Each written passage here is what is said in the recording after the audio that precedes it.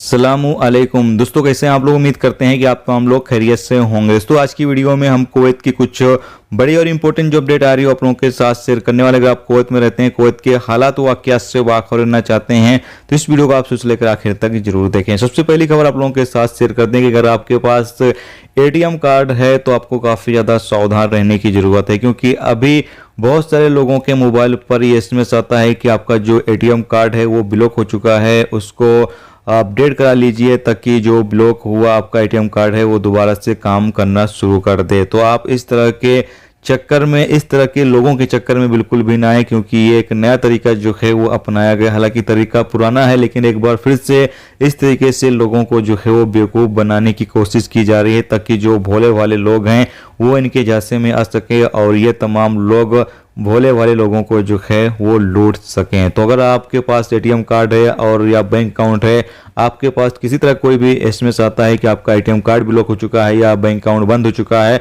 तो आप ऐसे लोगों के चक्कर में बिल्कुल भी ना आए। अगर आपको कोई भी जानकारी चाहिए तो आप सीधा अपने बैंक में जाए और वहां से जो भी जानकारी चाहिए आप वहां से हासिल कर सकते हैं।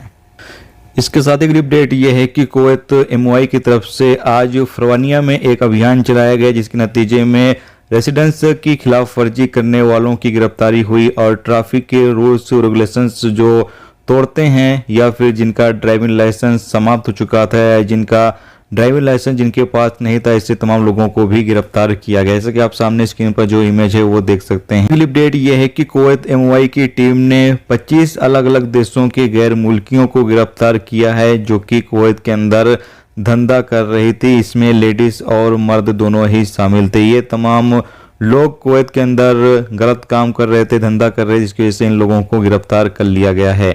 इसके साथ ही अगली अपडेट ये है कि कुवैत के जलेब फरवानिया में एक कैंपेन चलाया गया, जिसके नतीजे में 880 खिलाफ वर्जियां रिकॉर्ड पर आई हैं और बहुत सारे लोगों को इस दौरान गिरफ्तार भी किया गया है। जो आइसक्रीम बेचते हैं उनके खिलाफ भी कानूनी कार्रवाई की गई है, जो डिलीवरी बॉय होते हैं उनके खिलाफ भी कानूनी कार्रवाई की गई है, और भी जो रूल्स और रेगुलेशंस को फॉलो नहीं करते हैं या जो रेसिडेंस लॉ की खिलाफ वर्जी करते हैं, ऐसे तमाम लोगों के खिलाफ कानूनी कार्रवाई की गई है।